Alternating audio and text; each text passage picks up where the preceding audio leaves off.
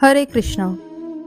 एक दिन महाराज युधिष्ठिर ने अत्यंत विनम्रता पूर्वक एकादशी के विषय में अपनी जिज्ञासा प्रकट की।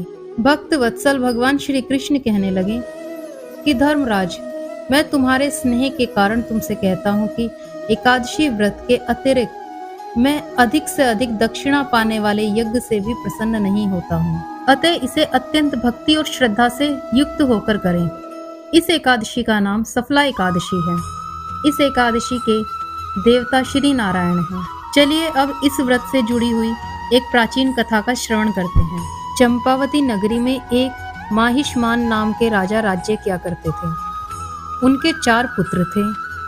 उन सब में लुम्पक नाम वाला बड़ा राजपुत्र महापापी था। वह पापी सदा पर स्त्री और वैश्यगमन तथा दूसरे बुरे कामों में अपने पिता का धन नष्ट किया करता था।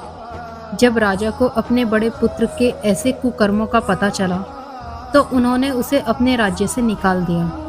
अंत में उसने चोरी करने का निश्चय किया। दिन में वह वन में रहता और रात्रि को अपने पिता की नगरी में चोरी करता तथा प्रजा को तंग करने और उन्हें मारने का कुकर्म करता। वन में रहकर पशु आदि को मारकर खाने लगा। नागरिक और राज्य के कर्मचारी उसे पकड़ लेते, किंतु राजा के भय से फिर छोड़ देते।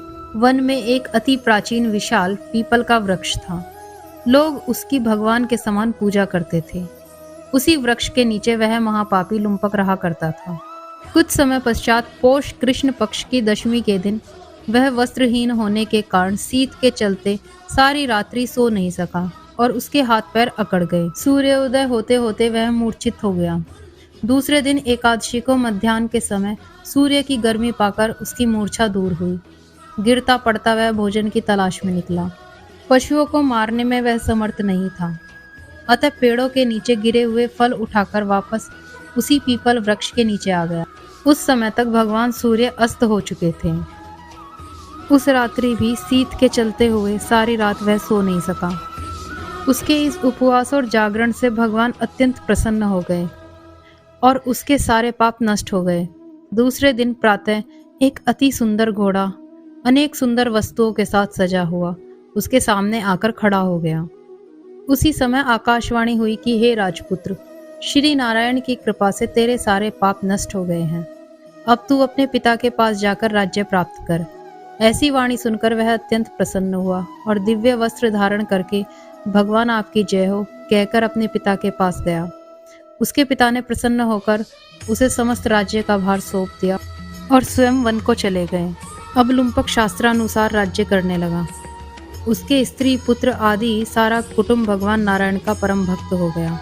वृद्ध होने पर वह भी अपने पुत्र को राज्य का भार सौंपकर वन में तपस्या करने के लिए चला गया और अंत समय में वैकुंठ को प्राप्त हुआ। अतः जो मनुष्य इस परम पवित्र सफला एकादशी का व्रत करते हैं उसे अंत में मुक्ति मिलती है, और जो मनुष्य नहीं करते हैं वे पूंछ और सींगों से रहित पशुओं के समान है। इस सफला एकादशी के महात्म्य का श्रवण करने से मनुष्य को अश्वमेध यज्ञ का फल मिलता है।